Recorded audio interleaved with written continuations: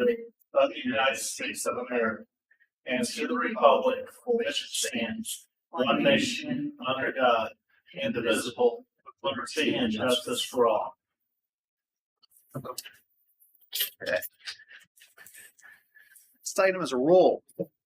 Commissioner Hoffmaster? Here. Commissioner Houts? Commissioner Leininger? Here. Commissioner Collins? Here. Commissioner Schaefer? Commissioner Stokes? Present. Thank you.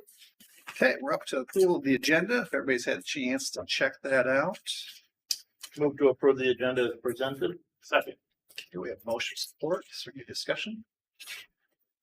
Hearing none, all those in favor say aye. Aye. Any opposed? Motion carries. How about our minutes from May 22nd, 2020? We move the minutes for me. Second, yeah, May 22nd, support. Okay, we have motion support. Any discussion on that? Hearing none, all those in favor say aye. Aye. Any opposed? All right, motion carries. All right, we're up to public comments. As expected. Okay, health officers report. Good morning. Morning. So we have a busy budget agenda today. We will be taking a look at the fiscal year 25 budget amendment, the fiscal year 26 original budget. And so that occupies most of our agenda. With regards to the fiscal year 26 original budget, I mentioned in here that the HIV funding had been completely eliminated. We have since, I typed this up, received information from the state that they received their notice of award, and we would at least receive some funding, but haven't been able to identify exactly how much at this point. So, so that was good news that we received that. So this is our original budget is as good as it is at the time that we make it. Already it needs adjustment. And of course, that will happen early after the fiscal year begins. We'll be bringing in a budget amendment. So as far as the federal budget, there's just so much uncertainty out there, and we just continue to be hopeful that public health funding remains in place. The MERS actuarial report is included in your packet today, and that we received just recently. Marnie Daggett is our consultant. Many of you have not heard before, and so she will be coming in July. And Chris and I did meet with her this week. So bring your questions that you have in July to the July meeting. Usually we have her first thing so that she can do her presentation, and then we can move on with a regular meeting. If that suits all of you, we will probably just stick with that format. We have a few positions that are currently posted. Our AAA RN care consultant here in Coldwater. We have a part-time EH assistant clerk in Coldwater. I don't know if we're going to continue to pursue that. That was the position that I had asked for permission last month, temporary, just through the end of the fiscal year. We were able to hire someone, one of the two. And then we have a part-time AAA outreach specialist that we're looking for, and a part-time community health worker in Three Rivers. So those are our current openings. Wanted to mention that the WIC Women's and Children Program income guidelines were just recently updated. They do that every year about this time, and a family of 4 can now make up to $59,478 under the updated income guidelines. You can find the complete updated guidelines on our website, ehsj.org, under our personal health and disease prevention page. So with regards to public health concerns, arboviruses are of concern, obviously, all the time. That's why we have vector techs who do the tick drags and set mosquito traps. But interestingly enough, UMDARD reported finding the first Asian long-horned tick in Berrien County, June 13th. This particular tick is of concern for dairy and farmers in general. Always people, but especially for those cattle.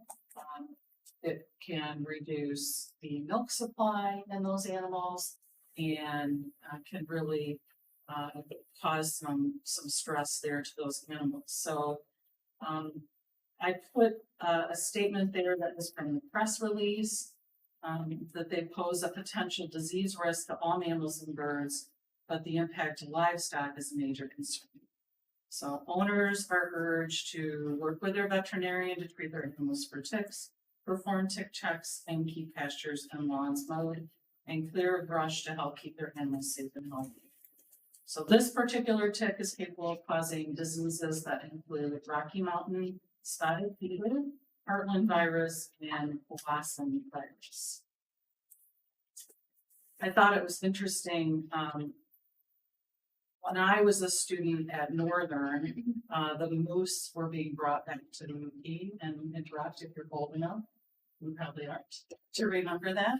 But I was a student at that time up there, and the moose population is not growing like they expected it to.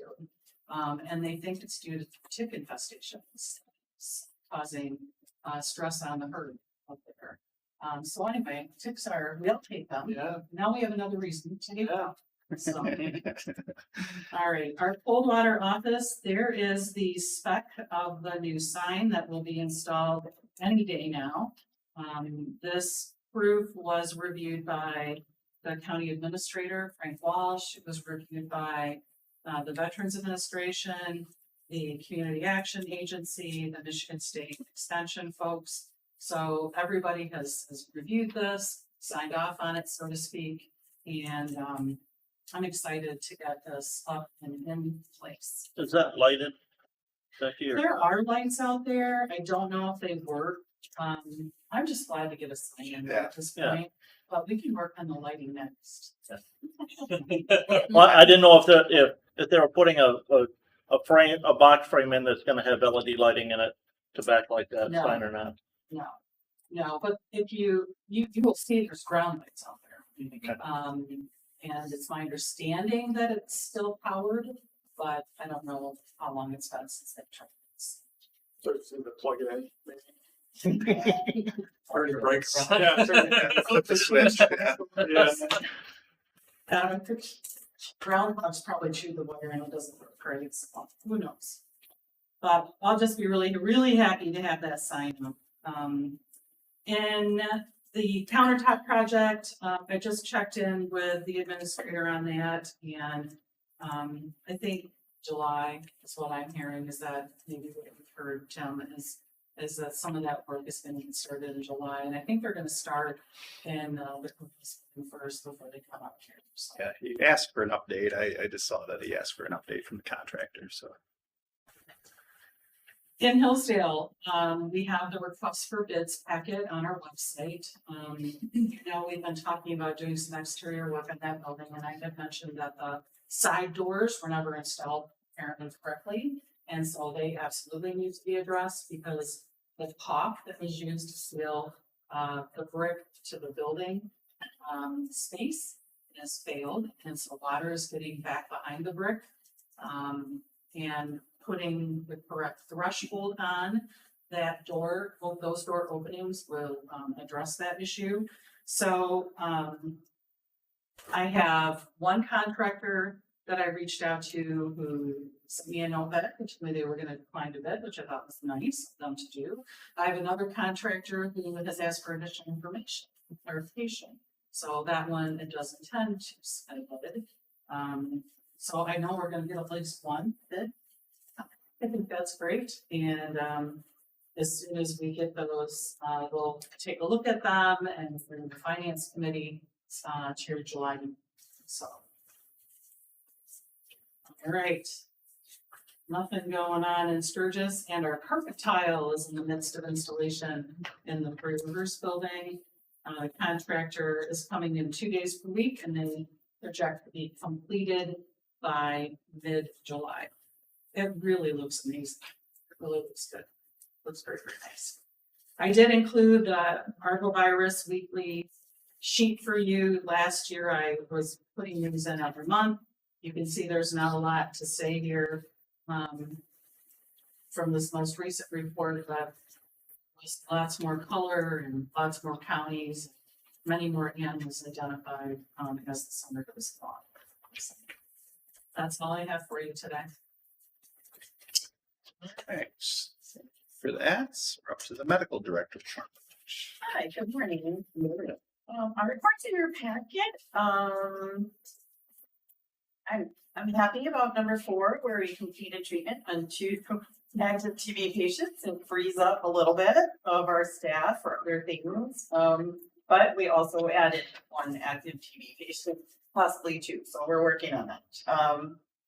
And actually, I have a meeting on my way here I listened to, and our amazing state TB director is leaving. So I really utilize him as a resource. So I need to kind of get with the lady. They are going from 3 full-time TB investigators, very knowledgeable people, to 1 who really has just been in the background. She's hoping to step forward and help us. But this gentleman, this Dr. Davidson, we call regularly, and he really gives us the kind of updated version of everything and what else is going on in the state and what's worked and not worked. And in fact, my last TB patient is pretty complicated, and he has resistant tuberculosis to most of the medications that we normally utilize. And Dr. Davidson's been a great resource. So that was very disappointing news for me. Is that a result of funding changes or? Okay. Yes. He was saying they applied for some funding. They were significantly underfunded already. And then he applied for some additional funding, didn't get that. And he was mentioning a figure between 400,000 and 450,000 of, they just don't know what to do. They don't have it. So, yeah, if you were already associated with another group, they moved you, they lost a lot of people, it's let go. Their education person, they let her go. Just a shame, yeah, a shame. So, And refresh my memory, Doctor, on those TB patients. The majority of those are from individuals who have come to the United States within the last 5 years. yes, yes. So for one family that just completed treatment, they've been in the States at least 5 years. And then the newer active TB patient just kind of came to the state not long ago. So, yeah, and he was actually in another state and traveled with his active TB to Michigan. So landed right in our lap. Spread the love. Yeah. Are we getting funding from any source to?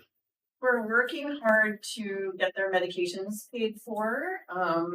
Very hard, especially with this gentleman, because the resistant medication, we got to figure upwards of $500,000 for treatment for him. So we are getting a lot of help with that medication. And I think Teresa can answer better about other funding that we get. That's a tough one. Yeah, we get a very, very small, right around, it's less than $500 for TB. But it is also considered infectious disease, which we get quite a lot of money to deal with infectious disease. So specific TB money, there's very little, but we are funded for infectious disease. Because some of the active, our nurses go to homes. They go to homes for months. So to watch them take their medication, we can do it online a little bit if the patient has something to do, a secure method to watch them take their medications, or if they can come into the office and try that. But there's a lot of work involved for the nursing staff to make sure that they're adequately treated. And a lot of them don't have any Sure. insurance. So we X-rays, CT scans.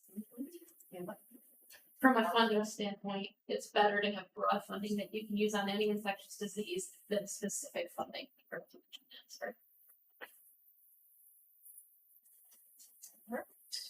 And then my education this month, seems pretty appropriate for a couple of members of my staff.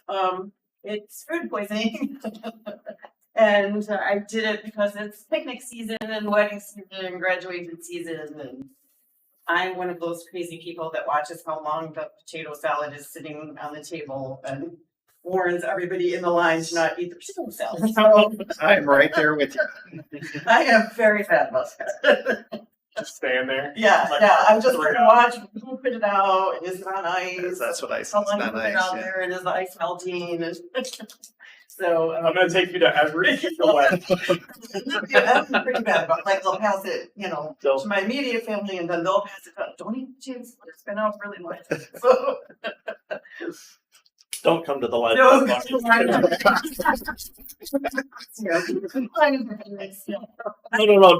come to the livestock barn. Oh. If you want I can understand that. Yeah. No, that's a no for me for sure. So, as you know, we all had food poisoning at one point in time or another. It's diarrhea, some fever, stomach pain, cramping, just feels horrible. And severe food poisoning is a pretty high temperature. You can get bloody diarrhea. You can actually get very sick, and it can have some long-term effects as well. So most of us just get mild illness, but severe food poisoning can actually cause neurologic problems like meningitis, kidney problems that can last forever. And the chart takes up a few trees of paper, but I put it in there because I thought it was interesting that you can look at the bacteria or the virus that caused your food poisoning, and you can look at the onset, right? So you can see, oh my gosh, I got sick right away. That's probably staph. You know, I ate something and 30 minutes later I was in the restroom. So you can see and you can look at sometimes what you ate, right? If I ate fish, I'm thinking one thing. If I ate canned goods, I'm thinking another thing. And so sometimes we base our treatment on that as well. So, and sometimes you just don't know. So I don't know if I told this group the last time we went on vacation, which was just vacation, it wasn't a meeting, it was vacation. We ate on our way to the airport, and then we stopped at the Delta Sky Club, and my husband ate again. And then by the time we got to St. Thomas, he was already pretty sick. And I thought, well, that's pretty fast. It'll be gone soon, you know, no problem. And I'll just get some vitamin water, and I just tried to keep him hydrated. And then our doctor met us, and you know, there we were stuck in the hotel room because you drive on the wrong side of the road, and he was the driver of the rented car, and I wasn't going to chance that. And so I'm like, no, this isn't going to work. I said, no, she's not here, please. So we actually, the poor guy, he's amazing. But we found like beaches with mangrove trees so we could stick him in the shade. like weekend at Bernie's. And I called ahead like this close to the mangrove tree, and do you sell vitamin water? And the poor guy. So we just hydrated him. And about 3 or 4 days in, I called our GI in town, and I said, you know, can you help me? And he said, well, it's lasting a really long, like, yeah, we know we're all, Yeah. but we eat similar foods. I didn't get sick, but the GI guy actually sent in some antibiotics to Walgreens, because Thomas at Walgreens, and within several doses he was better. So I don't know what he had, and he didn't fit anything on this chart, but it is kind of interesting to me that you can look at the onset of symptoms and see what your symptoms are, and maybe come up with what you eat. Does it affect people in different ways then? I mean, could you It- have had something and just your immune system Maybe, stronger? Yeah, sometimes. See, You know, I if wonder if taking probiotics or, you know, if the flora is different, Sure. then maybe, yeah. you come visit me at the livestock barn, we'll get you inducted. Build up the immunity. Yeah. Yeah, build up some immunity. I do have kind of that theory, because I watch people with older food in their refrigerator. I won't name my family member, and they're never sick. But if I eat that food in the refrigerator, I bet I'm sick. Yeah.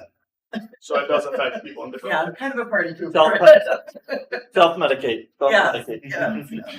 So I thought this was interesting, how to maybe protect yourself, and these steps, which were clean, separate, cook, and chill. So obviously, wash your hands, and Especially after touching certain raw foods, and wash all your utensils carefully, and, hot soapy water.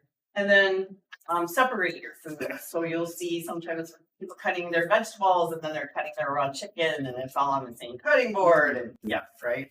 So separate, cook to the right temperature. That's pretty self-explanatory, and those instant thermometers are amazing. We stick them right in your meat, and and the one that I see a lot is the chill refrigerate promptly. So all of a sudden, all the chefs are saying, "Well, leave your steak out for a little while and get it to room temperature before you cook it."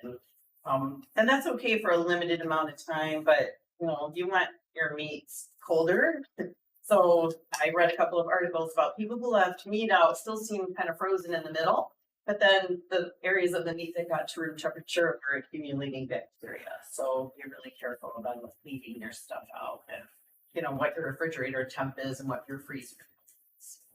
And we treat the symptoms, obviously stay hydrated, and then very frequently, if it gets significant, you might need an antibiotic, and probiotics also, and get your. And after you've had it, your stomach is still a little bit of a mess for a while, so probiotics with that. But yeah, I hate to be a party pooper, but I really love food and I like to eat. but sometimes I'm like, okay, don't eat that, don't look at that. Why is it- and then, so you probably don't want me at your picnic. The date on a gallon of milk, that's just, Yeah, we'll fill my day. just pour and drink. Back to the TB issue. With the expansion of Medicaid, are those individuals not eligible for Medicaid in the state of Michigan? We try our very best. We get them with our caseworker, and we try to get their Or, and you said that this recent one, is a recent, transient to Michigan. Would they be eligible? I mean, to me, that sounds like a qualifying life event, moving states, eligible for potential application through the health insurance marketplace if they make too much money to be eligible for Medicaid. probably will, because he's minor as well. So a family member who lived in Michigan took him to live with him. So I'm thinking he will. We help with all of those things. We really try to help with insurance, and unfortunately a lot of them also have chronic diseases, hypertension. We have patients that come in and we're talking to them about their TB medication, and we're asking them to go to the ER because their blood pressure is so high. Like, you're gonna have a stroke before your TB even gets started to be treated. So there are a lot of chronic illnesses. Yeah, but insurance, we really try to help them find out. Work hard at that. All right, thank you. Thank you. Other questions? That was good, thank you. Thank you. All right, person health and disease prevention. Heidi. Just have a few updates. Respiratory illness activities involved, so that's good news. The FDA did announce the influenza vaccines for infections for the next flu season. They'll be trivalent again, and I included a link here if you wanted to read more about it. The measles update as of the 24th, there's been 1,227 confirmed cases across 37 jurisdictions, and Grand Traverse now has 3 epic cases. That's 15 confirmed cases in Michigan. Something new is the Michigan Public Health Data Dashboard. This dashboard is interactive and public facing. The information is updated as it's received. If you click on there, there's lots of different tabs that has different data sets for HIV, STI, immunizations, lead, opioid overdoses, birth deaths. So it's kind of nice to have all that in one area. There's been a couple salmonella outbreaks they've been investigating, one in backyard poultry and one with geckos that were sold at multiple retail locations. There's now 9 bats that have tested positive for rabies. Genesee County had an international bat. We already touched on the TB, LTBI cases. Branch has 4. 3 of those will end their treatment in July. And 2 of the cases in St. Joseph completed soon too. So like she said, our nurses will be happy to be done with some of those. The immunization fee schedule is updated and I will be entering that in Friday. So they'll be good to go on Monday. This is done annually. We use the formula to determine the cost of our private vaccines. And immunization coordinator recently attended an immunization summit in Lansing. The main thing she came back was they're stressing to build a relationship with your local pharmacies, which I do think we've done that since the whole TB situation. We work with them a lot to get the best cost and search the medication that the clients need. So I think we're just going to look at ways to build on that. Becky talked about the WIC income guidelines already. So Children's Special Health Care, in May, they were able to help 2 families. They helped a family get a wheelchair ramp for their home and then a wheelchair lift for their vans. They were excited to be able to help them. We do have some back to school clinics scheduled. We recently had a Coldwater, and I think there's one here today again. But they're going to come in and get their hearing screened, vision, any immunizations they need, and their oral health assessment done. Stop. So that's all I have. All right, geckos. Yeah. What's in the Lots of livestock ants. barn? You got those in the livestock? I have no idea what a gecko is. He sells insurance. You don't just sell insurance? You have a competitor? I don't see an action on that adjusted fee schedule. I thought in the past that we had approved that fee schedule at the Board of Health level. So a few years ago, we brought a formula piece to this board and you approved the formula. Okay, So now what they do on a yearly basis is use that approved formula to make those updates. thank you for that clarification. Right, so health education and promotion, I'm gonna, So, yeah, Chris is representing the agency today at a Beacon Health event where they're celebrating, I guess, the community health needs assessment that they wrapped up that covers all of their hospitals. So she is doing that for us. She does have a report here that provides some updates. The safe storage bags have been deployed, so to speak, in all 3 counties. And the locations for where they are at are listed there at the top under number 1 for each county. So they're just all over the place. And we had 2 staff members that were on Tuesday at the safety fair in Hillsdale, and they had them at the safety fair. They what we talk with people about is just safe storage of medications kind of across the board. The bags come from medical marijuana dollars, but some people I think use them also for just other medications to, protect children from accidents.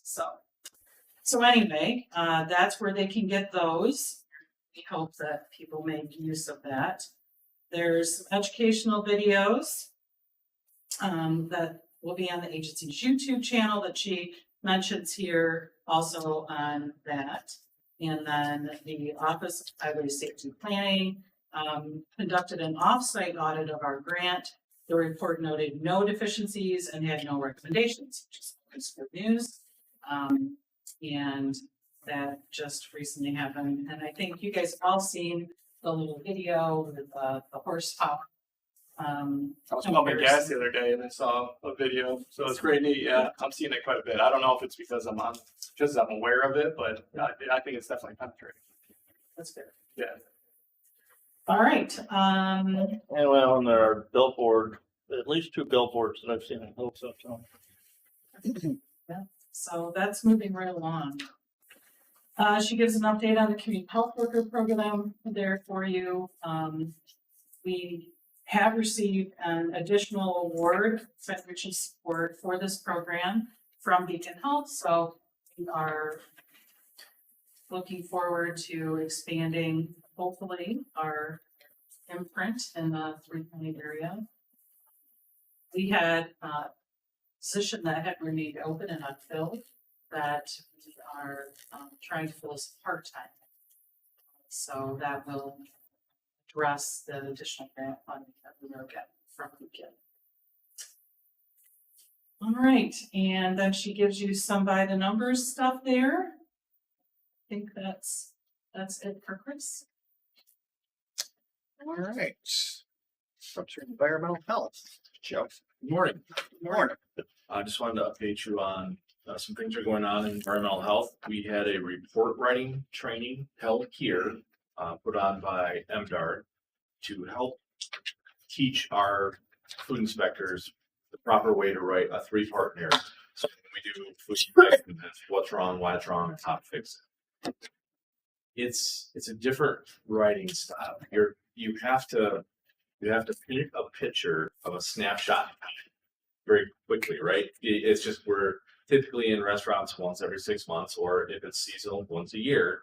And so we have to paint that picture of a violation, what's wrong. So that way, not only does the operator know what's going on, we're meeting minimum program requirements, and then heaven forbid it goes to court. You have to paint that picture so that judge and lawyers can accurately try to figure out what you're talking about.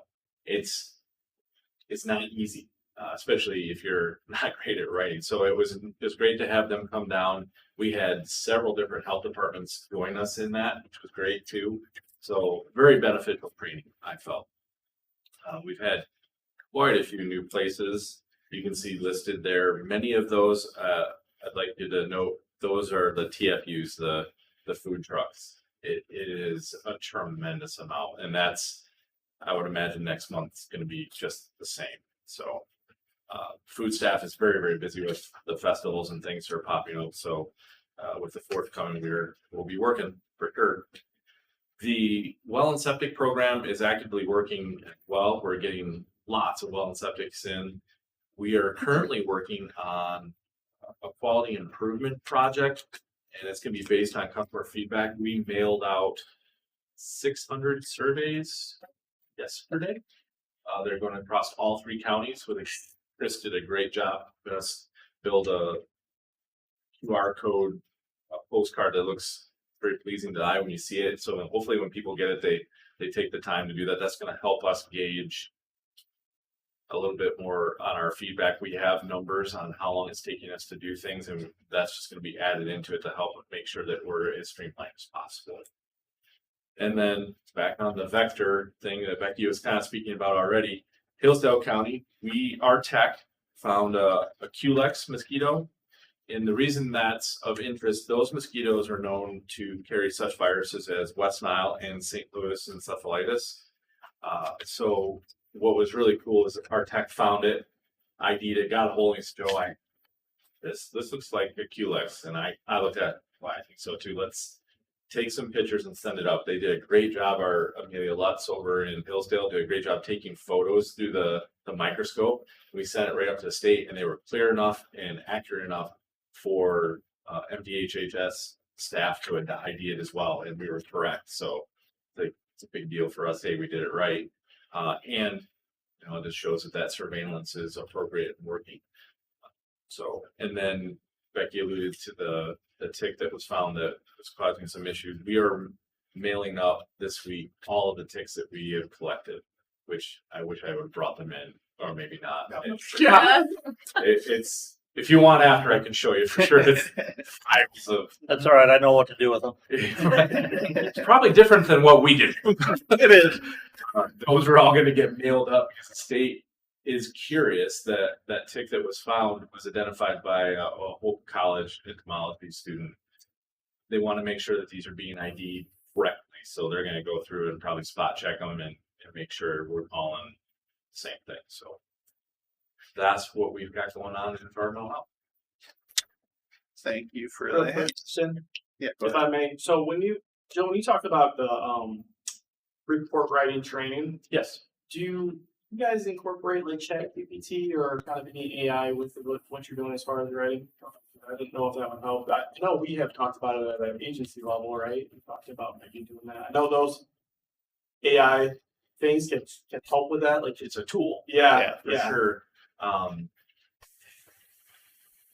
The way the state wants these narratives, it's kind of particular in that we're supposed to meet certain criteria and the things that we're supposed to say. It's something that we should look into if we're able legally to do Yeah. that. Okay. We have administratively with just some spot checks on our own writing to help. Sure. So it's a tool. I just started using it. I'm on the AI task force in St. Joseph County and it's neat. So we have access to it. And it's actually out there.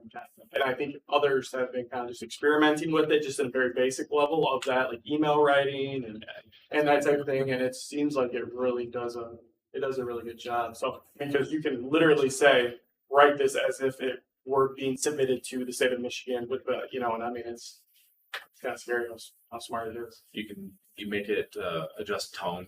Yeah. Make this a little more stern. Yeah, right. You know, there's a lot of things you can do. Very good. Thank you. Joe, I thank you for looking at that days numbers to issuing permits. It would be nice to get those numbers, I had a conversation with a well driller recently who was frustrated a little bit with some permit issuance. He indicated in the past that, maybe a permit would be issued, but the technician, it's going to take a little bit of time to get that paperwork done. Said in the past, we used to send an email out or communication that you're okay to go ahead and drill, but that hasn't been happening recently. So, and again, I asked for some more specifics on that, but, one of the things I think that we can do to help encourage economic growth is make sure that we're as proficient and efficient as we can be in that. Absolutely. I can tell you off the top of my head, shooting from the hip, some of the numbers Kyle and I are looking at. Once we make a site visit, we're turning around 2 to 3 days for a permit. But what's our deadline? What's our timeline for that site visit from the date of application? Typically, it's 2 weeks during the summer. Is what we're looking at. Because we're that far booked out, or Yeah, we're that busy. Unless it's a emergency. So if you came in and said, "Hey, I'm out of water for my family," that instantly gets moved to the top and gets taken care of very quickly. We even do that for cattle and such. We've had people come and say, "Hey, I've got 600 head of cattle I need water, and I don't have a well." That's a problem. So we get out there and try to get that taken care of. okay. Campgrounds. What are campgrounds just on an annual inspection? I would guess I would Yes. think that we would try and so that it's not. We want to get those inspected in April, May, early in the year to make sure that everything's good.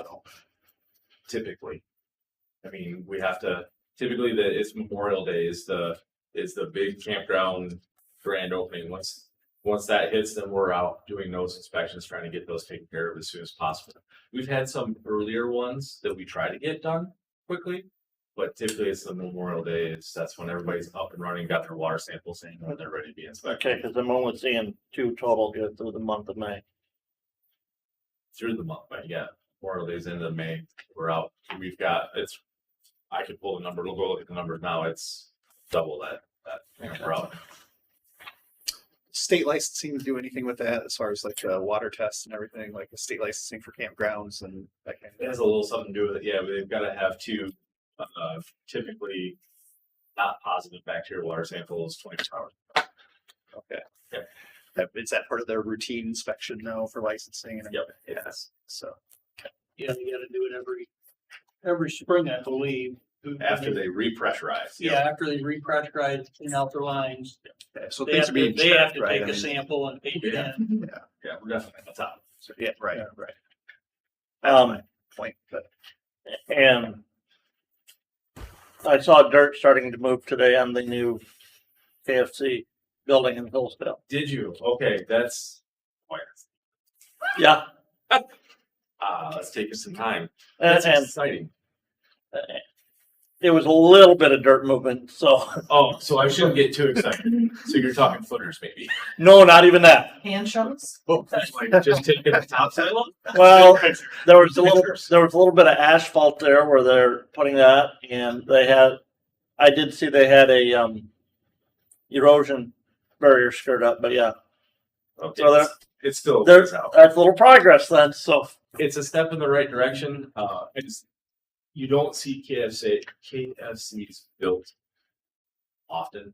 Yeah. Anymore, and so that's it's just encouraging to see that that's being built, and I can't wait to take a look at it. It's gonna be cool. Are you keeping a close eye on that? No. Commissioner? Nope, that's at the opposite end of town, and I'm not gonna drive out there to get that. It's a lot of good roasted chicken. Well, the Yeah. good thing about it is they definitely cook their That's- chicken. We don't have to worry about time temperature issues. That's right. All right, it's Joe. Yep. Or AAA. Or- Good morning. Good morning. We've had another busy month, definitely in our division. We did receive a letter, that I'm certainly happy to share with the board. It was copied to Commissioner Scoopel, on our regional aging representative came down to observe us assessing one of our providers. And, so if anybody really wants a copy of this, please let me know and I'd be more than happy to send it to you. And all went well on Tuesday at our Branch County Commission on Aging office. So the services to victims of elder abuse program has been going strong. They continue to have monthly meetings in each county for the interdisciplinary team efforts. We had a very a nice lengthy conversation with Sheriff Spence and Under Sheriff Northrup in St. Joseph County last week, and I have identified some training needs within that department, and they're certainly looking at and interested in another countywide or region-wide training. Of course, we would put it out to the network, and surrounding counties, as in the past, would probably attend if they wanted to educate their officers on abuse, neglect, and exploitation of older and vulnerable adults. Under Sheriff Northrup also mentioned, because of his past connection with Sturgis Public Schools, he thought it might be helpful to connect with the high school, sort of the video editing class, to potentially put together some roll call trainings, because that would also help with some technical assistance and red flags and some neat topic areas to do on the fly, self-directed for their team. So we're going to look into that as well. Later in the agenda, we'll be discussing our provider budget amendments, and look forward to that later in the agenda. And then wanted to introduce Susie Walters, who is with us today. I always invite new staff. She's our full-time outreach specialist and will be working and has been training really intensely with the state health insurance program and the person-centered options counseling project as a part of that particular project. This week they soft launch, though we don't necessarily 100% know what that means. Basically, our team is ready to work with individuals, and the state is still working on how they're going to communicate referrals that come in later this summer when it's promoted statewide, and it'll be an interesting process that's launched later. But we're soft launched now, so that kind of feels good to be in the initial sort of 8 grantees across the state that were vetted and ready and have the tools in place to work with individuals. Both of our subcontracting sites at our Commission on Aging are also ready as well. So we're feeling good about that. So yeah, Susie has a neat background in benefits counseling and insurance, and has done multiple trainings and has worked with all different types of insurances over the years in her career. So we were quick to snatch her out of the pool of applicants and continue to find good applicants. We're still interviewing for the part-time person as well. The annual implementation plan has now been submitted to the Bureau. Went through St. Joseph County Board of Commissioners on June 17th and here in Branch on June 10th. As always, we appreciate the board's time and review and your kind comments during those meetings. It's always very feels very nice to receive those compliments. So we do appreciate them and appreciate the support with the plan submission. Any questions? Yeah. Any questions? Thanks, Laura. Sure. Thanks, Laura. Okay, we're up to the financial reports, approval of the payments. Hi, good morning. So before you, you do have the bills for May. Pretty standard items on here. I would point out that there is a $86 charge to Sermon on the Mount publishing, which might make some people go, what is that? So I would point out that that has to do with learning to drive with horse and buggy brochures or books that we got. So that's what that is. But pretty much standard, nothing really for this work. I make a motion, we approve the payments as presented. Support. All right, we have motion support. Is there any discussion? Hearing none. All those in favor say aye. Aye. Any opposed? Motion carries. Yeah, so moving along, you have a balance sheet before you and the schedule of cash receipts and disbursements. And then your numbers by grant. We are 67 or 66.67% through the year, and we're currently operating at about 10% under budget. And a lot of this stuff that is right now showing as overexpended will be corrected in the budget that's later in the agenda. I would be happy to answer any questions you have. Based on that, 10% under budget. Teresa, if we keep that, what would that put us under budget then at the end of the year as far as total dollar figure, do you know? I do not know, but it is going to change because we, the budget changed, so Mm-hmm. I have not talked about And then would that provide any additional surplus funds that we could contribute to the defined benefit plan? At this point, I am not expecting to have that surplus fund contribution this year, but I'm not ruling it out either. It's a little bit early for me to say concretely one way or the other.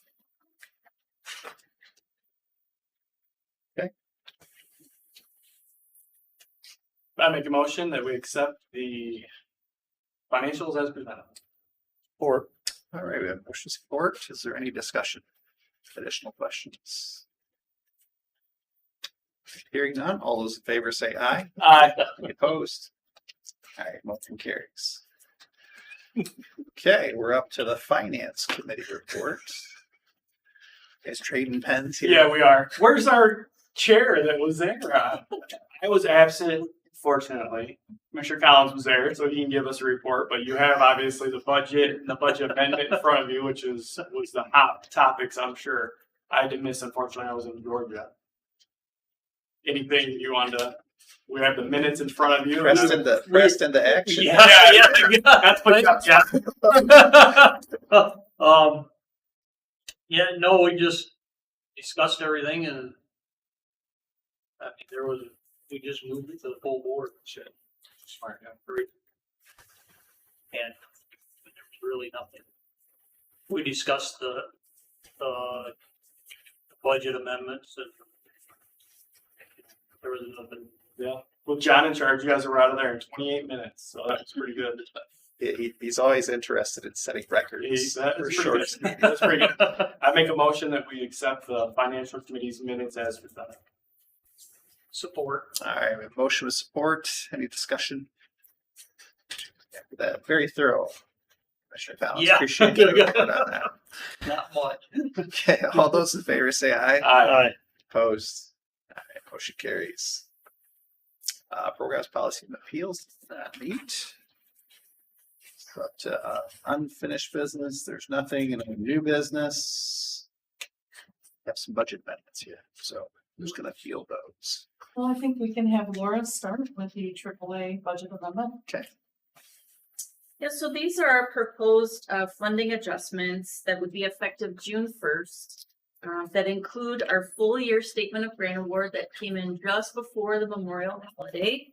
And it included carry forward dollars from last fiscal year, a few dollars of Rescue Plan Act funding, and then our planned transfers. These budget amendments, and I'm sorry I had to make the font so small, but there's quite a few of them this year because there were a lot of either reallocations or reductions in our federal and state funding.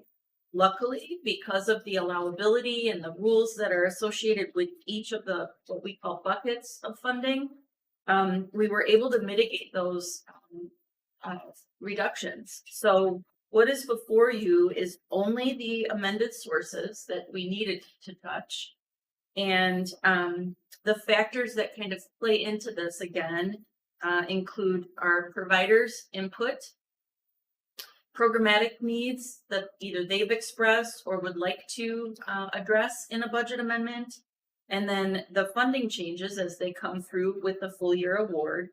And then each of these funding sources have allowability. So we have to look at how we've intended and how the board has set the allocations initially and where the demands are, and then look and see how we can fund and make that contract whole, so to speak. There's also multiple pieces of federal and state guidance, and sometimes that changes. And it actually did this year more significantly than it has in the last 2 years. So we started the contract and the board approved allocations for this fiscal year initially with one sort of strategy that was allowed, but then that strategy changed in guidance once the fiscal year started. So this also takes care of that, those funding guidance changes as well. This summary also includes the My Options program and the sub grantee awards. And you'll see under the service category named Medicare counseling, I made notes in the far right column on that to again send funding to our Commission on Aging offices who provide the state health insurance program counseling to older adults in their counties.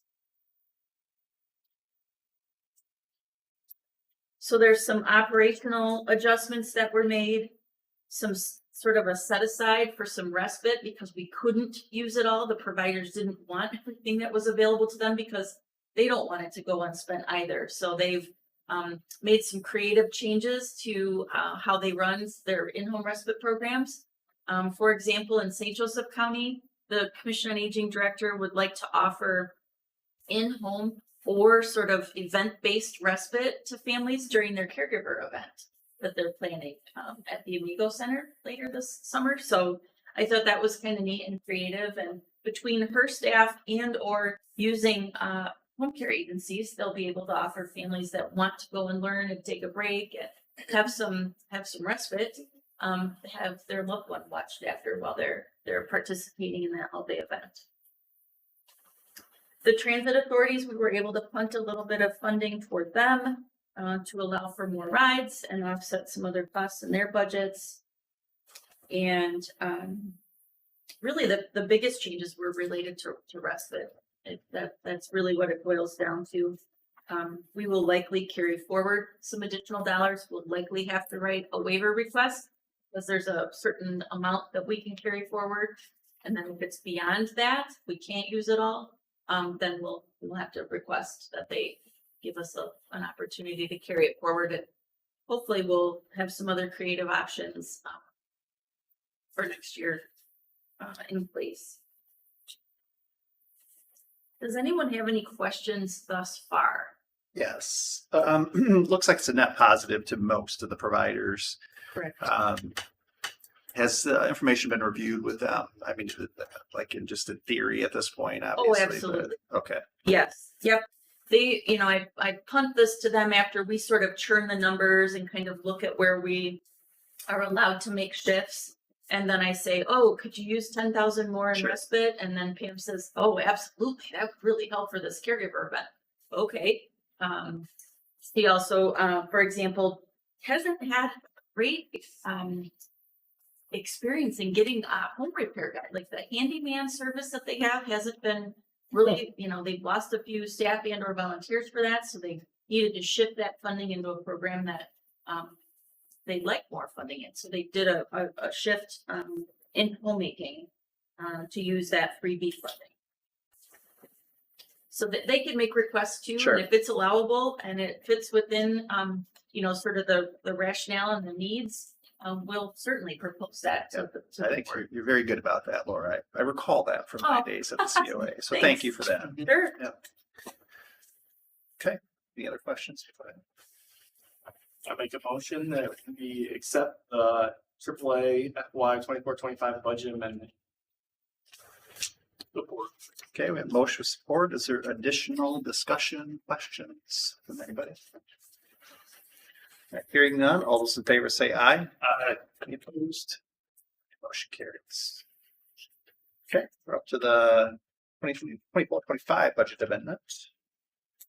Yeah, so this is your budget amendment. This hopefully will be the final budget amendment for the current fiscal year. Some things that I would like to point out on this budget amendment are, there is an increase to the, Hillsdale County Dental of $50,000. That is because it is time to pay the incentive payment. So we had this board agreed to pay an incentive on, at a certain point in time, and they have reached that agreement, and that incentive payment will be, made in September. Then also, we added a cross-jurisdictional steering project, which is RU 102, which was an increase of $10,000. We also added the No Wrong Door grant that Laura's been teams working on, which is RU 106. And there was an emerging threats, new award, which is RU 380. We have incorporated some staffing changes that we have made. We did eliminate the mobile unit nurse, the mobile unit clerk. Clerk position in the Three Rivers office has not been filled.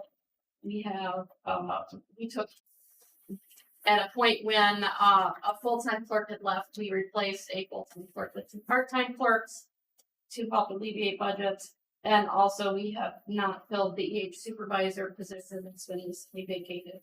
So those were adjusted in this budget amendment. We also increased the amount we were asking for infrastructure grant this year. And we lost the COVID immunization grant and the EpiLab capacity infection prevention for healthcare associated infections. I would be happy to answer any questions that you have. Okay. I would, you haven't updated the No Wrong Door, because I think they've changed the name on that already. They've changed it most places. She might not have changed. I didn't change it here. What's it called now? My absence. My absence. Yep, as in Michigan absence. Mm-hmm. Did somebody tell Commissioner Schaefer that? I think that was like his name, like he like named it. I believe. Does he want to take naming rights for that? I think so. That might be why he's not here. Yeah, because He's sad. Okay, any other questions? I make a motion that we approve the FY 24-25 budget amendment number 2. Support. Okay, we have motion with support. Any discussion? Hearing none, all those in favor say aye. Aye. Opposed? Motion carries. Okay, we're up to the 25-26 original budget.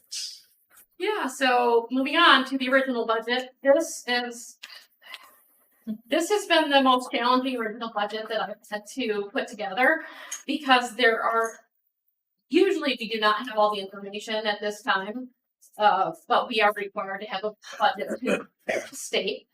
So we do the best we can based on the information that we have at the time. This year, it's even more chaotic and less settled.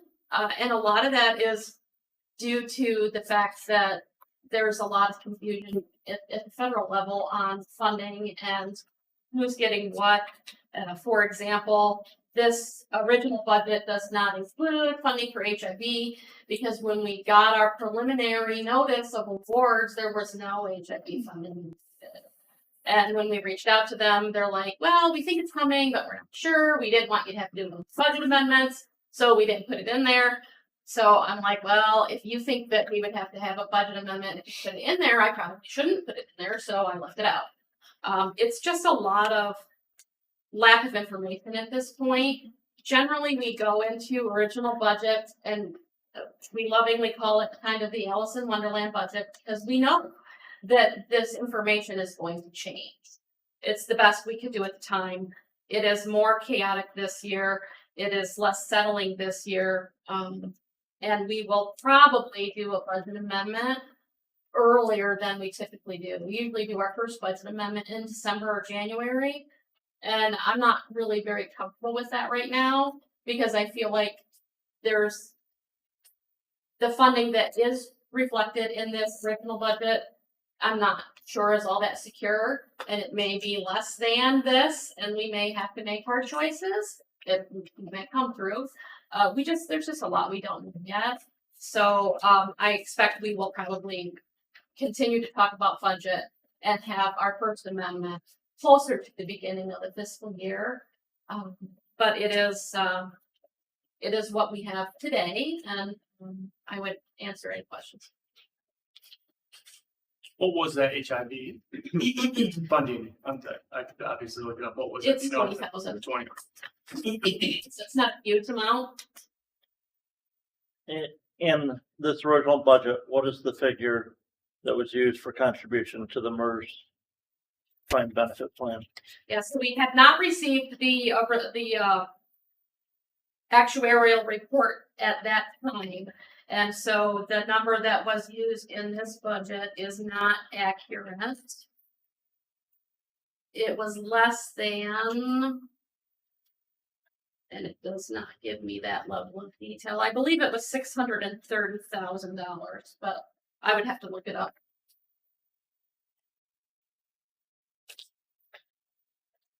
More than this year. Yes, more than what 581,000 was this year's, and I believe I put in 630, but I could look that up and confirm that. So we took the best guess. New control. Yeah, sounds like that's all you can do. Yes. Well, now we have better information, but Right. Well, again, this was done. They do give us an actuarial report, which gives us projection. I did not use that projection because in my experience in the past is their projection is never right. And also there's so much up in the air on this budget that we still need to figure out. I didn't feel like it was really all. I make a motion, we approve the FY 25-26 original budget. Support. okay, we have a motion with support. Is there discussion on that? I think, and we'll get into this maybe with the next one here, but I would ask the finance director to go back and rework that budget as soon as possible using the MERS figure. And again, the actuarial report does give us a number as to what MERS anticipates we're going to have to contribute to that DB over the next 5 years. And a year ago, that number was in there. If you look at this year's report, that the number that they tell us in this year's report that we have to contribute for 2026 calendar year is about $20,000 less than what they projected it to be a year ago. So to me, I guess going forward, I think we should use that number that they project in that report if we have to do this budget before we get the most recent actuarial report for that budgeting purpose. So we, And- yeah, go ahead. Sorry. Because in this case, like I said, it would have been, if we'd have used that 700, and I think it was 750,000 that they projected a year ago. And I think the actuarial report says we should put in 730,000 this next year. You know, to me, that's a better budget swing, 20,000 to the positive as opposed to 100,000 to the negative. Sure, but I mean, to your point, right? I mean, this is our best guess. We anticipate a budget amendment even before the fiscal year starts, right? So I would hold all adjustments until we're ready to do that amendment right before the fiscal year starts. Like that would make the most sense because it sounds other funding sources may change and all that kind of stuff. So And I am already working on that budget amendment in Sure. the process. sure, right, which of course MERS would be part of that, I would think, right, to change those MERS. So, all right, any other discussion? All right, hearing none, all those in favor say aye. Aye. Any opposed? All right, motion carries. Thank you for that. All right, so up to the MERS surplus fund. Bruce is doing this one too? So the MERS surplus fund, when the agency decided to, or the management of the agency decided to contribute to the MERS surplus fund and brought that to the board, our intention and our plan was that we were putting this money into the surplus fund and it could be drawn back out and help make those payments when the payments got higher. And otherwise, we could have chosen to just apply that funding right to the defined benefit plan. So in the history, we made that decision to create the surplus fund, and we began that in 2018, putting basically any dime I could find that was unspent, and there was a lot of dimes at that point because of the influx of COVID money, and there was just a lot of money flowing to public health. So we had a lot more flexibility, and we wanted to position ourselves and plan for the future. So we started doing those contributions in 2018. They were put in the surplus fund, and they can only ever be used for that purpose. So they're in there. We can take money from the surplus fund and apply it to our payments, but we can't take it back out and get it to use it. So it can only be used in that manner because it has been put in there. Why this matters, we made these choices to smooth out future contributions and spikes, reduce budget volatility, and protect agency operations from legacy cost spikes. And now MERS is actually strongly encouraging folks to do a surplus to help them do these sort of things. So the funding timeline, the DB plan or the defined benefit plan is projected to be 100% funded in 2034-35. The annual required contributions are going to continue to raise every year until we get to that point, and then they sharply drop off.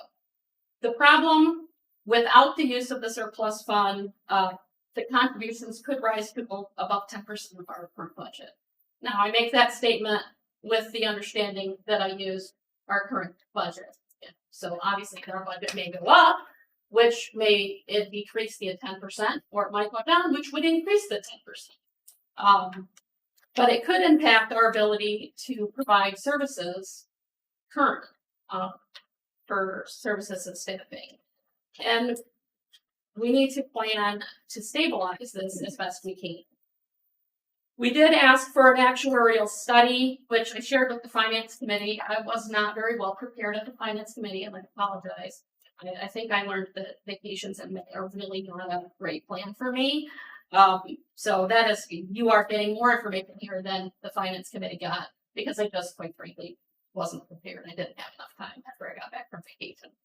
But we did have an actuarial study done last year, and we asked the actuarials at MERS, okay, how much, if we want to pay a level pay from now through the end of the period that the plan is underfunded, or the amortization period is 2030, how much would we pay every year?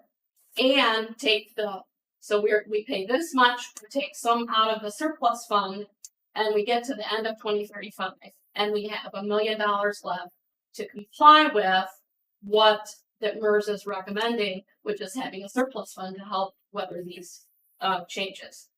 So the actuarial studies, the actuarials at MERS, way smarter than me, put their pencils down, and they decided that with all the information that they had at the time, that if we paid $580,000 annually and then took the remainder of our required contribution from the surplus and applied that, at the end of the period in 2035, we would be 100% funded in the plan, and there would be $1 million left in the surplus fund. So I did some very basic calculations because I am not an actuarial, and those guys are really good at what they do and complex situations. So I did some charts, and they're on page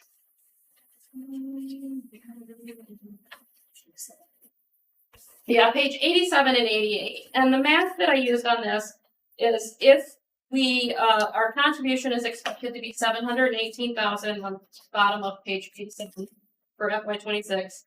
That would, if we paid 580,000, we would take 138,000 roughly from the surplus division and apply that.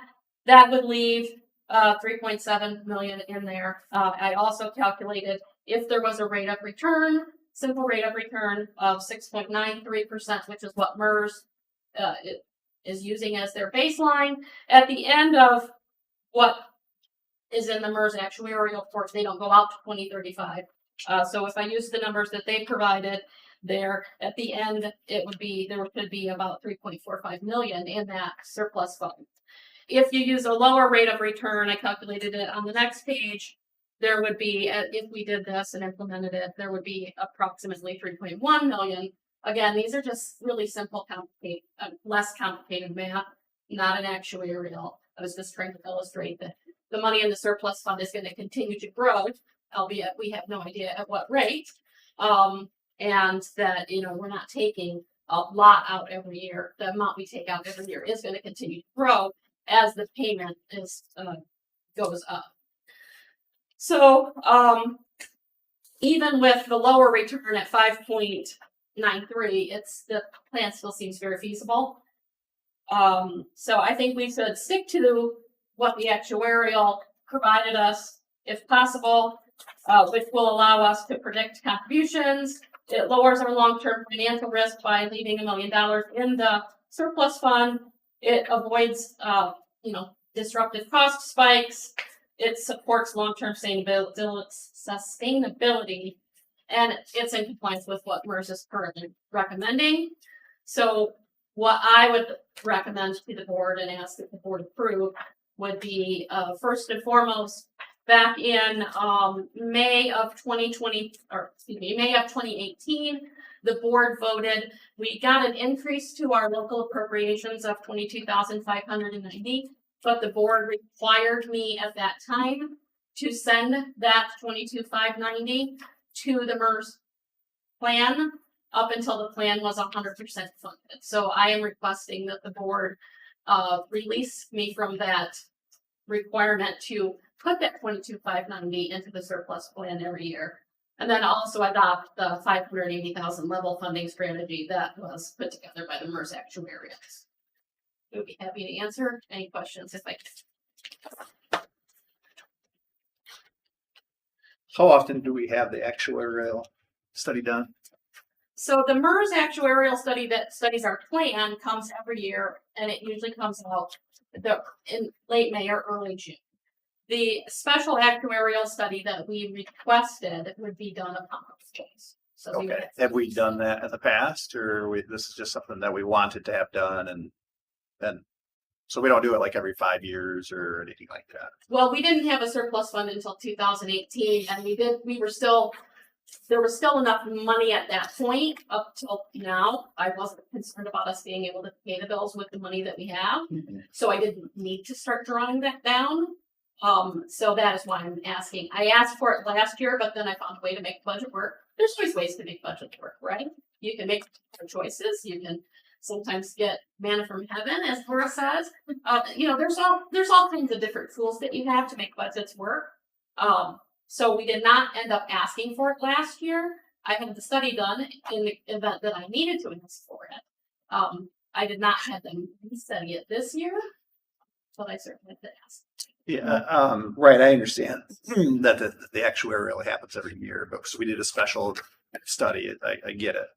But in your request here, next steps, it says revisit projections every 2 to 3 years. Are we planning on doing another actuarial in 2 to 3 years? Or yes, I would actually ask for another actuarial next year. Oh, okay. So. Okay. Teresa, you know my concerns with this. Yes. The other thing is, the memo here from MERS was dated November 7th of 2024. This is on page 83 of the packet. And that says scenario 1, transfer $2,370,870 from the surplus to Division 1 as of 1/1/25. Okay, so to me, we're looking at this with data that's out of date already. Cause it's June of 2025 and we didn't do this. So to me, before I would even consider doing this, is I've got to have more up-to-date information. And then I'm not even sure I'm going to be willing to vote for this plan for a couple of reasons. Number one, when the counties agreed to increase the local appropriation back in 2018, that was above the statutory amount that we have to contribute from the figure, I think back in 92, 93, when that figure was set. Yes. And the county board said, if we're going to do it, you've got to make that contribution to your MERS defined benefit plan for that legacy cost. To me, I can't go back on that decision. We have to continue to contribute that extra money to the defined benefit plan. And even with the surplus contribution that we have in there, you know, we have the actuarial report here for us to review now. We're only at 92%, 93% funded with the surplus funds. And I believe our payouts to beneficiaries last year increased over $100,000 out of that. And I'm just not comfortable yet saying we're not going to continue our base contribution that MERS has finally increased the figure on to maybe where it needs to be. Because to me, we're too much at risk for down the road of additional payments long term. So I can't support transferring that amount from the surplus fund today without a current actuarial report, because this is 8 months out of date. And I'm not even sure with that I could consider going to the level funding figure at this time. So what, I mean, what do you think has materially changed since the actuarial report last November? Rate of return. But that's based on what, a 3-year average? You're concerned about it like a 5.93% rate of return. You Not think that's making it? too That's low? it. If you look at, and again, that was, the scenario we had for MERS was not just moving the difference every year between the 580 and what we had to do. The proposal, the actuarial number for MERS is moving 2.3 million into the base I plan. do have a question about that too, but Because that actuarial for MERS is not saying we're going to move just a little bit every year. It's moving a lump sum one time. yeah, it looks like a lump sum one time, then the 580 as well. That's what the suggestion is. Is that right, Teresa? That is not the way I was led to understand it. And I can certainly check on it. And again, it's spelled out right there in the second bullet point down, scenario 1, transfer $2,370,870 from surplus division to division 01 on 1/1/2025. And then the 5. And then assume contributions of 580 annually. I mean, that is a fair question, I would say, yeah, but I mean, I don't know as far as gain goes, if it from November to now, if that's a significant change. I mean, if you're concerned about rate of return, I don't know what you think. It's gonna be very, again, because it's based on an average, 8 months over for it. I thought it was 36 past average. So I think the average is not going to change a whole lot over an 8-month period, if that's what we're looking at. And to be honest with you, if you look at the conservative number that Teresa's using at 5.83, is that what it was? 5.93, yeah. 5.93, that is a conservative. I agree with Based that. on 100%. the investments that we have, that's a very conservative number. I think But so if you too. go back and you look at the MERS actuarial report, when they do their asset smoothing, which is, you know, taking those bigger losses and bigger gains and smoothing them out, It's averaging. we're not even at 4% in that asset smoothing in the actuarial report that we have from last year. Yeah, I think they use pretty conservative numbers. Yeah, I mean, most actuaries do. Yeah. And I think it's a good question, Teresa. I appreciate you putting this together, and I appreciate you giving us figures because that's great information. You're doing a great job. if it does work out to this, you know, again, I do have, as Commissioner Stahl and Commissioner Liger have, you know, are we doing the 2.3? Because right now, what is in that surplus? Is it the That's what I was three? wondering too. Yeah, it's, Is it if that you look at the three? actuarial report, I believe that's on, what's in there? The current balance. Is that it right there? 3.618? That was, I don't know if that's the most recent. Or is- Yeah, I believe that's 3.6. That's in the surplus. And that is that getting the same return as our MERS? Yeah, that's investments? on, It's all getting the same rate of 82. return, right? Yes.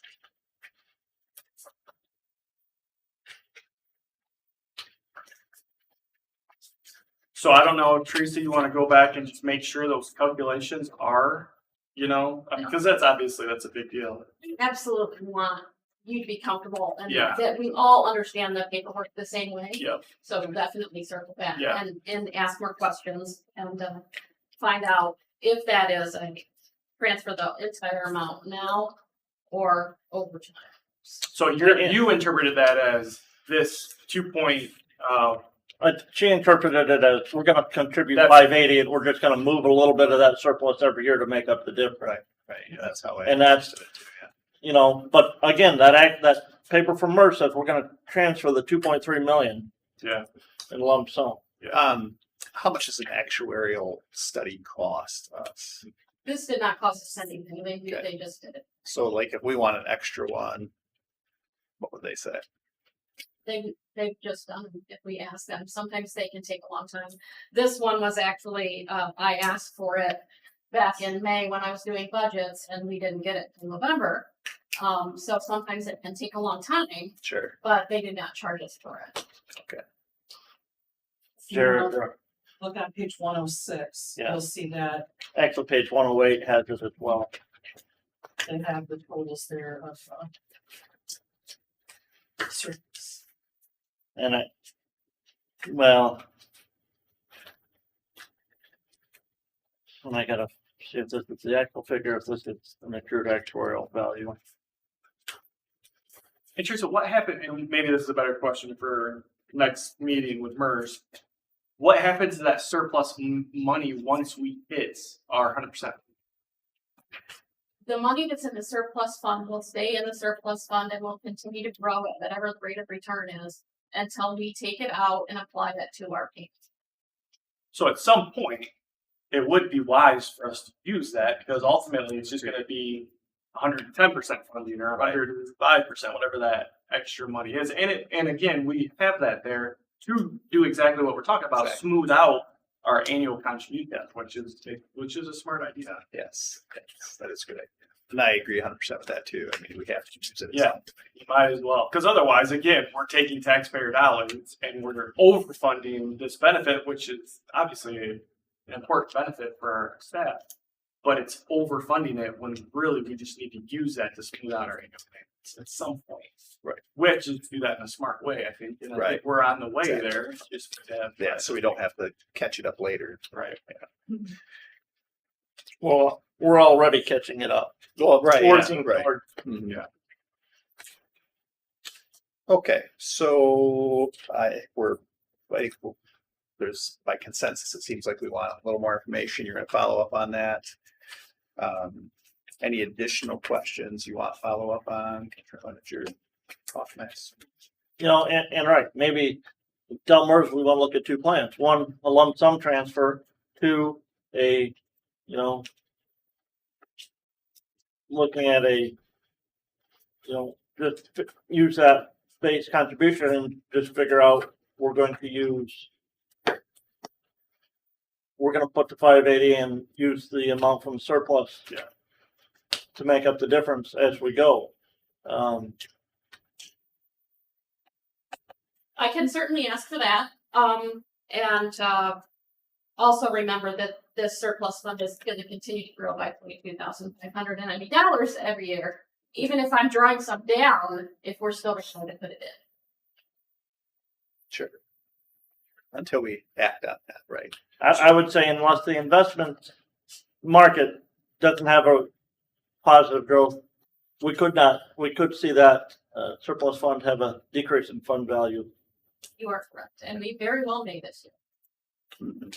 So I wasn't here in 2018, but is that $22,000? Is it specifically to go to the surplus, or can that No. offset our That payment? was designed, the motion was specifically when they approved that increase in funding, that figure specifically must go to a surplus fund in the MERS defined To the benefit. surplus, not to offset our normal payment.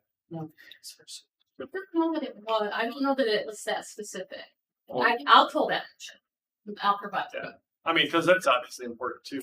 But it was an additional Sure we funding captured on it top of right. our base contribution amount. So what happens when, let's say we fast forward to 2035 and keep our fingers crossed, everything worked out?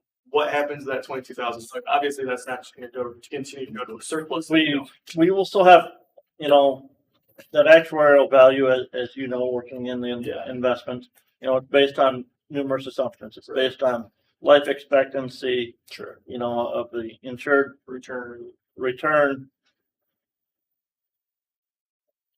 One of my concerns with MERS is they're not using the up-to-date life tables. And so that calculation is, they're looking at a potential shorter lifespan on individuals as opposed to longer. And I think we're going to end up having to pay those benefits longer than we anticipate. Remember, even if we continue to contribute to that, once those final payments are done many years from now on that defined benefit plan, anything that is left in that will be returned back to the agents. For the record, please put, Commissioner Laniger is worried that we're going to live too long. Which I think is morbid personally, but Well, yes. people are going to live longer than the What they're- life expectancy table is that MERS is using in their calculation. Which honestly, they usually are fairly conservative on the investment side, but it seems like they're not as conservative on the life expectancy. To me, I feel MERS is too slow to change that life expectancy table out to the most recent ones that come out. And also you have the ones that are working longer that could have retired earlier. And you have the ones that retire. And, I mean, that makes a difference. and a reminder, this plan is a closed plan. And whenever we lose an employee who is still working here that is eligible for that plan, we also lose that employee's 3% contribution of their wages to the plan, which, that total contribution, part of it is made up from the agency and part of it is made up of that 3% of the employee's wage towards that contribution. And when those individuals retire or leave the agency, we still have to make that total contribution. But last year we lost $3,000 of employee contribution towards that. Right, but all of that should be part of that actuarial study too, I would think. It is. So the minutes from the 2018 meeting indicate that Ms. Pangle moved to approve a 15-cent per capita increase to local county appropriations to be applied to the MERS defined benefit program, contingent that the agency continue to pay the full current obligation to the MERS defined benefit program as well, until such time that the MERS defined benefit program is 100% funded. That would indicate to me surplus, right? Because Well, the that, agency is. There That- was no surplus. That's when the surplus was That- created. okay, read that again, Teresa. Sure. Ms. Pangle moved to approve a 15-cent per capita increase to local county appropriations to be applied to the MERS defined benefit program, contingent that the agency continue to pay the full current obligation to the MERS defined benefit program as well, until such time that the MERS defined benefit program is 100% funded. So based on that language, the 15-cent per capita would go away if we don't make the full annual obligation payment from the agency. Correct. That's what it sounds like to me too. But it just says that 22 goes to the program. It doesn't have to go to surplus or whatever. It can go anywhere, right? But like but like I said, if we don't, MERS is telling us next year, and I forget what page that's on, I think 730 minimum contribution. In the actuarial report, Yeah, 718 is FY 25-26. yeah, 718,860. So based on that motion, if we don't pay that, unless that action is rescinded, then the agency doesn't get that 15 cent per capita increase. So you're saying if we do the 580 level and then we use surplus to make up the 718? That motion said that the agency has to pay the minimum contribution. But And they then the would still be 22. paying the minimum, just Using without surplus to do it. Right. Which is, should be acceptable, yeah. What you're saying though is that. I don't puts believe that that's what that says. 22 in jeopardy then, that 22 grand in jeopardy if we're Yeah. not paying all of it. If, to me, listening to that motion, if we don't pay that all, that 15 cent per capita goes away. But we would be paying the whole payment. We're Right. just getting the funding from two different funding Right, sources. right. Part of it from surplus, and I mean, we have to pay the payment, the 718, we're gonna pay it. It just is what funding source are we using to pay it? Right, because the surplus funds are the belong to the agency as well, so. And the other thing that is not directly a part of this conversation, but our indirect rate here is very high. And we're running into a lot of grants that won't pay the indirect rate. And we're having to pay for indirect rate changes through local funds. So for example, with breastfeeding, they will not pay for more than 30% indirect rate. And the way because these past unfunded liabilities, it's all going into the indirect underfunded portion. The current portion is being spread out to the programs and those people, for the people that work in the program. The underfunded liability is all going into indirect, so it can hit all programs.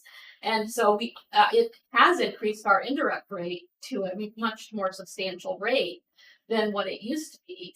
And I am having to make some changes to grants or pay, change how it is reported to the grant because we're having to allocate indirect out because they have a cap on what they can pay. And we're running into that more and more. I don't understand that at all, Teresa. I'm sorry. No, I didn't sure. follow that at all. So are you saying because we have so much in the surplus that we're getting less than the grant? Because our payment is getting so high on the unfunded portion. Okay, that 718. So of that 718, part of that is current. I'm gonna say probably 580,000 is It's unfunded. right here. It's on page 14 of the actuarial report. I'm not gonna get it in here. So that would be page 649. 103. 649,000 of that is unfunded liability. So that money is getting charged directly to RU10 and then spread out to all of the programs to indirect. But our indirect rate for the budget amendment is 36%. And a lot of grants, I mean, the federal rate is 15%, right? So a lot of grants say, we were not gonna pay more than 15%. Sure. Some say we're not gonna pay more than 30%. And so that continues to be part of the conversation. As long as we have this huge liability, it's driving indirect up. It is going to continue to affect our flexibility as we move through budgets because I keep having to allocate indirect out of programs, and the only place to pay for it then is local dollars. Yeah, Sure. So, thank you. Any other comments on that? Always a fun subject. Thanks, Teresa. Yeah.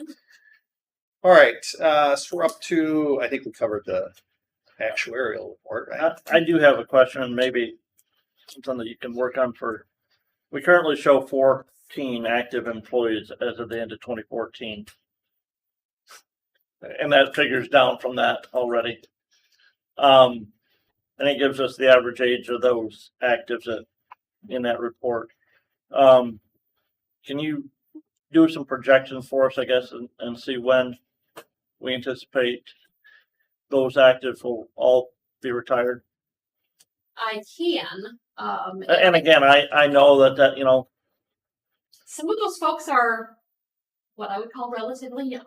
So this plan is gonna be around for a while. Sure. But yeah, I can. some of those 14 are we down to 13 now?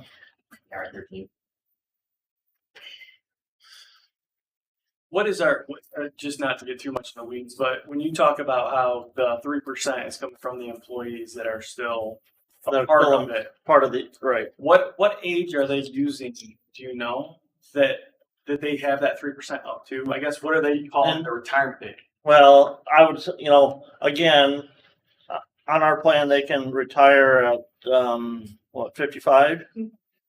With 30 years of service time. 25 years, 25, 55. Yeah, 25, So 55. 20, and they, So are they using that 55 as their barometer?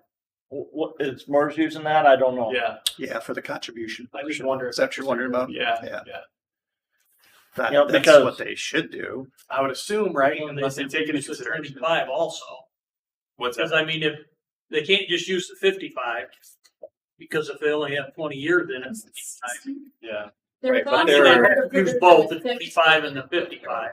But their assumptions really should, and I think that the actuaries look at all this kind of stuff in great Yeah. detail. Yeah. I just, you know, I would say they're probably using the minimum. But I think if they're going to guess if somebody's hits their 25 at 55, I think they're probably using that to determine like what their like contribution rate and all that stuff. So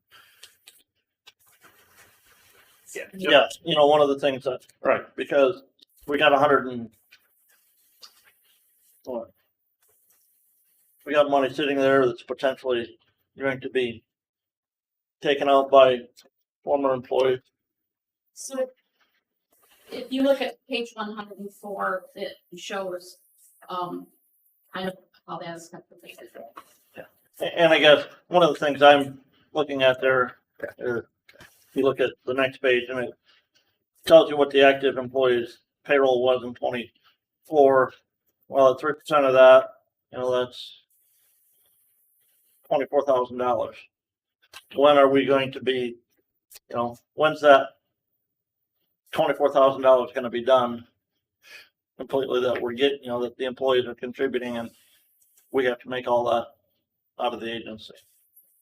And one of the things that makes this actuarial, I stated earlier, a lot of times it's not very accurate on when it's projecting over the next 5 years what our contributions are going to be. And part of that is because, you know, it's basing its annual salary of current employees based on something. And if we did a 5% wage increase, that makes their projection because they aren't projecting that. right. Well, they project what, a 2.5 or 3% generally Yeah. is what they use in their calculations. Well, since we're on the subject still, investment wise, that surplus accounts, is that who controls how that's invested or the gain and all that kind of stuff, potential gain, I guess, and all that. Or- Okay, so it's they control all that, right? Even the surplus account. Okay. All right, other questions before we move on? Okay, sounds good. All right, we're up to second public comments. Got a lot of public here, but okay. Up to commissioner comments. Commissioner Hoffmaster, let's start with you. Yeah, I appreciate Rebecca and Laura, Teresa, everybody coming to the St. Joseph County Commissioners meeting last month to get, or actually this month, June, to give us an annual report. They always do a phenomenal job. St. Joseph County Board are big fans of the agency and AAA. We appreciate what you guys are doing, the detail report that you do for us. So I appreciate you guys coming and doing that. So very good job. and there wasn't quite as much. Yeah, that was cut down by You picked a good meeting. 20 minutes. It's very long. Yes. What do you think? Commissioner Leonard. Again, want to thank the staff and, you know, this DB plan that the agency closed 10 years ago now, you know, again, it's something that the agency's going to have to continue to fund and deal with going forward. The thing that frustrates me the most about that DB plan and MERS itself is, if you go back and you look at 2016 and 2017 and 2018 contributions, what those figures were that the agency was contributing then compared to what we're contributing now is astronomical. And that's where I know former state legislator and County Commissioner Bruce Caswell was so frustrated with MERS and their actuarial numbers that they used back then, because, you know, the closed plan in 2015, well, 2016, they only put in $226,000 into the DB. You know, in 24, we were $548,000. Like, you close the plan, you got to start funding it a lot more right now. Sure. Well, I mean, lots of municipalities, agencies, all that kind of stuff kick this can down the road, right? So try to anyway. All right, comments. Right. So, the only thing I would add is appreciate all the work. I do understand people are passionate about certain issues, but get the right information and I'm confident to make the right decision. So, all right. And I think that that's it. So I take a motion to adjourn. So moved. Support board. Okay. Support to adjourn. All those in favor say aye. Aye. Opposed? They are adjourned. Thanks, everybody.